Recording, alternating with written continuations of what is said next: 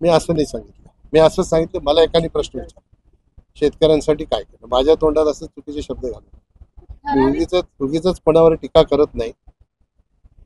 विनाकारण मी टीका करत नाही. तुम्ही बघितलं असेल, मी उमेदवारी जाहीर झाल्यापासून माझ्या समोर येणाऱ्या उमेदवारांवर मी काडीची टीका केली. मी फक्त सांगतो त्यांनी काय केलं ते दाखवा. मी काय सांगितलं, मला विचारलं काय केलं, तर 10 वर्ष ते कृषी मंत्री होते.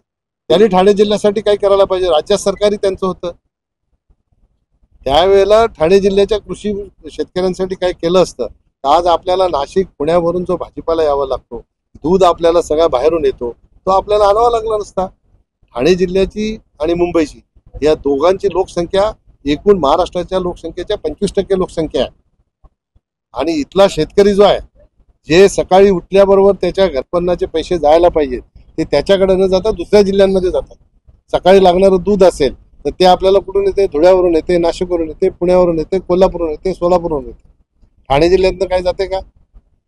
इकडे मदर डेअरी आहे गोवा नाक्यावर. मदर डेअरीमध्ये दूध बारामतीचा येतो. कशासाठी मदर डेअरी इथं काढली होती माहिती आहे का?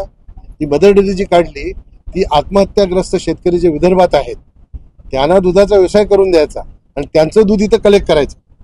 त्याच्याऐवजी बारामतीचं दूध इथं येतं. हा निर्णय तर मी नाही घेतला ना. माहिती काढा मदर डेअरी मध्ये जाऊन. ठराविक समाज. एबीपी माझा, उघडा डोळे बघा नीट.